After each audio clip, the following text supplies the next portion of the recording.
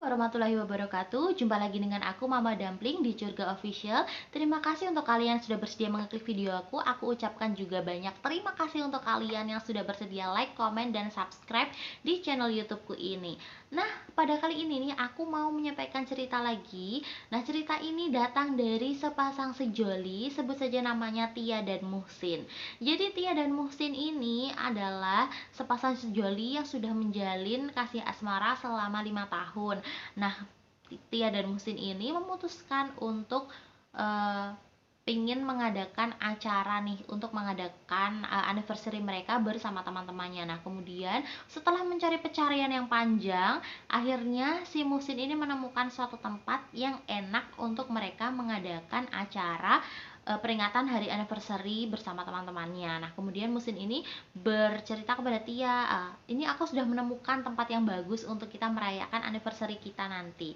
Nah, Tia yang sangat excited bertanya di mana katanya. Nah, kemudian Musin menjawab, itu di rumah makan Apung di Rawa Jombor di Klaten. Nah, kemudian Tia yang mengetahui tempat tersebut, katanya juga tempat yang bagus dan indah, akhirnya mensetujuilah tempat tersebut. Oh iya, kayaknya di sana bagus. Akhirnya memutuskanlah mereka untuk pergi ke sana. Nah, tiba hari H, tempatnya tanggal 6 Januari, si Tia ini dan Musin memutuskan untuk datang ke sana. Nah, ini kejadian ini udah lumayan lama, jadi sekitar tahun 2014. Nah, kemudian si Tia dan Musin bersama teman-temannya satu rombongan mobil, mereka berkunjung ke rumah makan Apung yang ada di sana. Nah, kemudian si Tia yang sesampainya di sana merasa sangat senang. Wah, ternyata kita mau naik getek. Katanya getek itu seperti alat yang seperti alat kapal yang bisa membawa kita ke suatu suatu tempat gitu. Nah, kemudian akhirnya si Tia ini dan teman-temannya merasa happy dan senang. Wah, kalian hebat ya bisa ngadain acara di tempat yang bagus kayak gini, katanya teman-teman Tia dan Musin. Nah, kemudian acara berlangsung dengan sangat meriah dan sangat menyenangkan. Nah, kemudian si Tia ini tiba-tiba merasa pusing. Dia merasa seperti bergelayutan katanya. Nah, kemudian teman-temannya, oh Tia, mungkin kamu pusing karena kamu gak biasa naik kapal kan? Kamu bilang kan biasanya kalau naik kapal mabuk.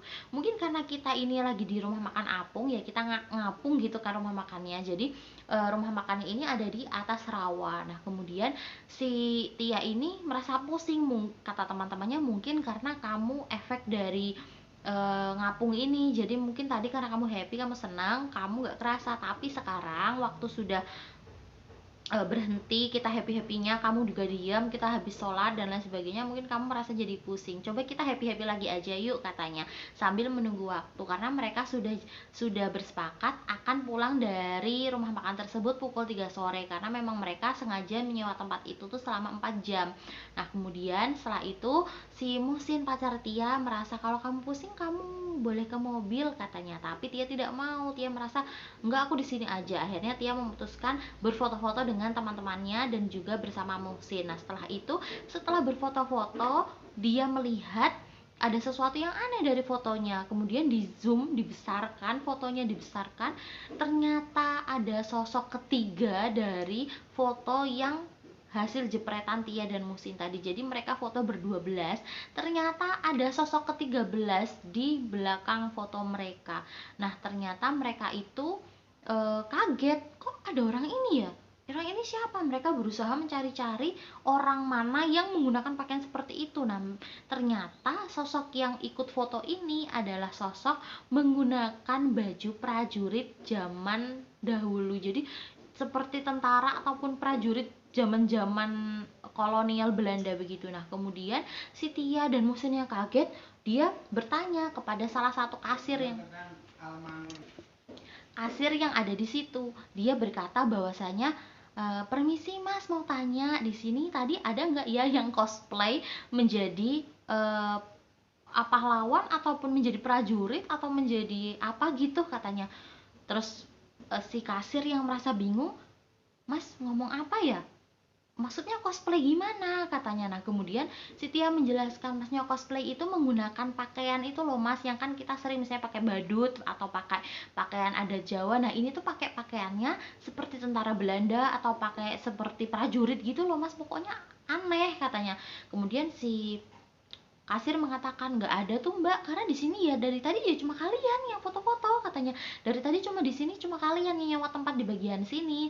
Nah yang lain itu rumah makan yang lain itu untuk yang reguler, jadi yang tidak booking ya ditempatkan di depan, nah yang booking ya di belakang sini, jadi ya yang booking cuma kalian hari ini, katanya.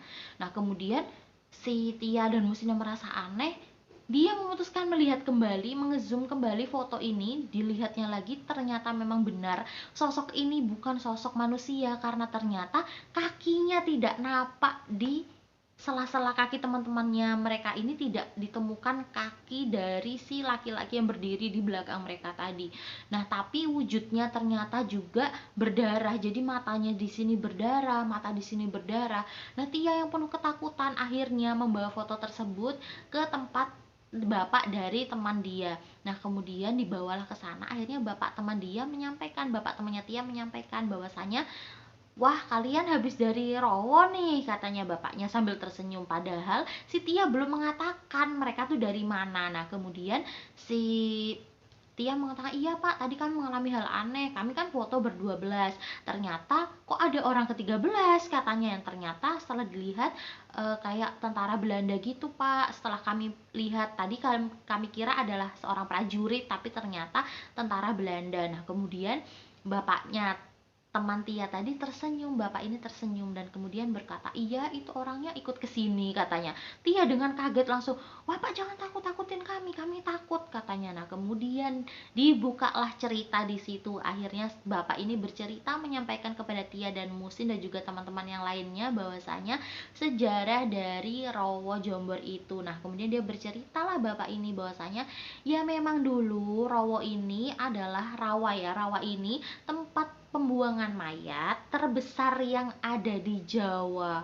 Jadi semua mayat-mayat baik tentara Belanda, prajurit kerajaan, kemudian orang-orang pribumi atau siapapun itu yang meninggal pada masa penjajahan, semuanya akan dibuang ke rawa. Jadi rawa ini memang tempat pembuangan mayat pada waktu itu.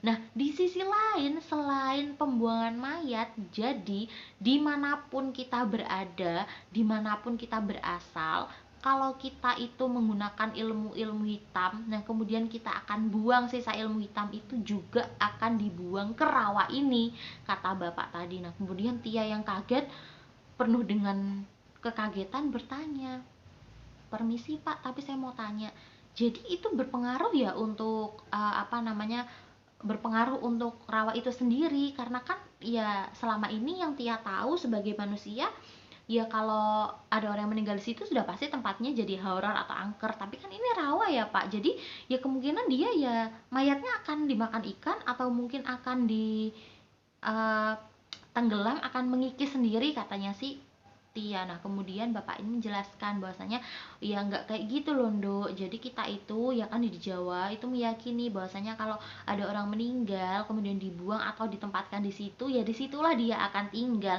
Ya bayangin aja kalau ada ribuan orang, ada ribuan manusia dibuang di dalam satu rawa, ya dia akan hidup di situ, katanya dia akan jaga di situ, arwahnya kan gantung, katanya, karena dia ada yang mati dibunuh, ada yang mati diperkosa, ada yang mati karena diserang oleh musuh. Jadi ya wajar kalau akhirnya dia jadi tinggal di situ, katanya. Nah kemudian ternyata dibuktikan, diyakinkan lagi, dikuatkan lagi oleh istri dari bapak teman Tia ini tadi, bahwasanya dia menyatakan dia pernah membeli ikan dari rawa tersebut, yang ternyata di dalam perut ikan tersebut dia memakan seperti pin, jadi seperti pin yang kemudian pinnya itu bentuknya bulat, yang ternyata itu pin dari orang Belanda, lambang dari orang Belanda. Nah kemudian pin itu akhirnya dikasihlah di museum terdekat. Nah kemudian pada saat itu Tia kaget, berarti kalau kita makan ikan yang ada di situ, apakah masih memungkinkan masih makan bangkai ikan itu, karena kan sudah cukup lama ya dari kasus pembuangan atau dari kasus dari masa kolonial Belanda kan sudah cukup lama, mungkin juga sudah mengikis, katanya bapaknya dengan santai supaya Tia juga nggak ikut ketakutan. Nah akhirnya bapak ini juga menceritakan ya, yang penting kita itu kalau berkunjung ke tempat kayak gitu jangan lupa salam do, jangan lupa diniati, dikerenteki di dalam hati untuk ya kita juga mengunjungi mereka, terus kita doakan jangan sampai mereka itu istilahnya menghantui. Supaya mereka tuh tenang ya kita doakan, kita hormati mereka sebagai seorang yang udah meninggal. Nah terus Tia juga mendapat cerita dari tetangganya, ternyata dulu memang benar bahwasanya di rawa itu juga lah ketika ada santet, teluh dan lain sebagainya yang sudah dikeluarkan dari tubuh manusia, sudah expired ya, artinya sudah dipakai, sudah bekas pakai, itu juga akan dibuang ke sana. Karena konon katanya di rawa tersebut itu bisa menyerap energi-energi negatif seperti itu. Nah akhirnya Tia yang baru mengetahui ternyata ada sosok-sosok seperti itu di dalam rawa, akhirnya dia mulai menghormati. Suatu hari dia datang lagi bersama Musin, datang ke sana berdua dan dia memberikan doa supaya semua yang ada di sana tenang. Seperti itu. Nah, mungkin cukup sekian ya sahabat semua cerita dari Tia dan Musin, pengalaman mereka nih ketika ke rawa. Nah, kemudian bisa jadi pelajaran juga buat kita bahwasanya kita jangan lupa mendoakan. Kalau kita tahu orang-orang atau tahu sejarah bahwasanya pernah ada orang yang meninggal di tempat yang pernah kita datangi atau kita tempati, ya kita doakan supaya mereka tenang di alam sana, supaya mereka tidak menghantui atau tidak istilahnya mengganggu lah. Kita sama-sama menghormati dan saling menyayangi sesama makhluk Tuhan. Nah, mungkin cukup sekian video dari aku, Mama Dumpling pamit. Assalamualaikum warahmatullahi wabarakatuh.